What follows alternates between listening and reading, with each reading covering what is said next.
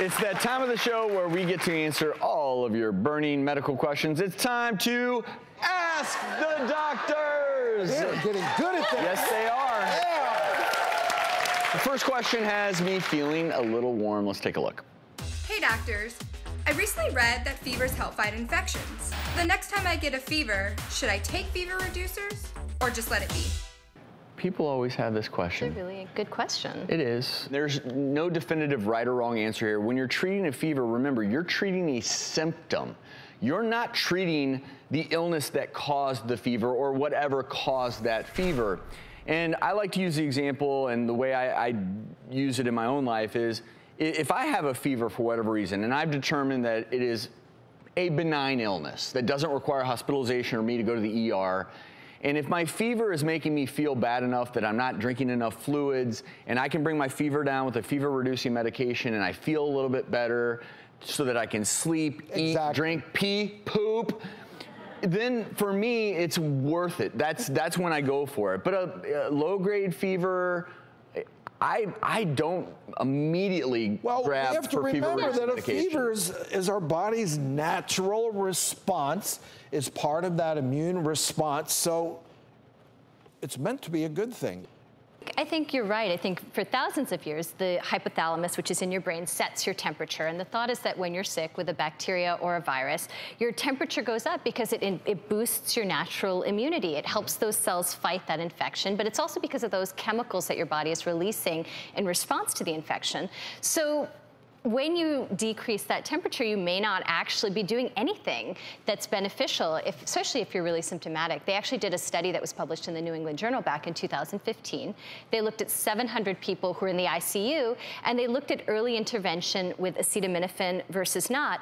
And they found out that in those cases, it didn't reduce the number of days those people were in the ICU compared to people who hadn't been given acetaminophen. So like you said, if it's really symptomatic, it's decreasing your ability to do anything, then it's reasonable. I think with kids, it's a little different. I think anytime it's above 102 degrees with kids, the recommendation is you probably should start decreasing their temperature because they can get into brain risk. But I'll tell you, my litmus test is just how high the fever is. With my kids, I use 102, and I think that's what my pediatrician recommends as well. Yeah. And then how little they're consuming. If they're looking really lethargic and they're not eating or drinking, that holds true for adults too. Less than 102, okay, you feel it, but you're not super uncomfortable. I think you hit 102, then you're like going, you know, your head's throbbing a little bit. You're aware of that heat, hard to sleep. It's also why, incidentally, I have such a difficult time at times with over-the-counter medications, in the sense that we go to medical school for 4 years, then we go through all this residency training, then you go into practice, and over those years you see so many different patient presentations. And as an ER doctor, I've seen so many doggone fevers, and you know, in most cases, particularly in kids, like you said, it's fairly benign and they're just not feeling great, and a little fever reduction, they do great. But it is one of those things where, as a parent, you always also have to use your instincts. You try to say lower your child's fever and they're still not acting right. You know, that's when the algorithm, you throw the algorithm out the window. It's like, okay, what's going on here? My kid is not responding the way I expected.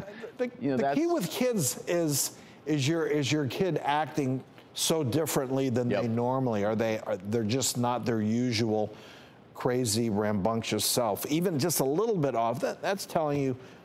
But my one word of caution here, and this is to both adults and certainly parents taking care of kids, make sure you give the right dosage. One of the biggest things that I've seen in the ER is parents don't necessarily know what dose to give their child of these fever-reducing medications, and it's very easy to underdose or overdose. And adults, it's the same thing, where maybe you're taking a bunch of these different medications for your fever, cough, achy throat, and it turns out they all have acetaminophen in it, so by the end of the day, you've actually overdosed on it, putting your liver at risk. So just, if you're going to make that choice, make sure you dose appropriately.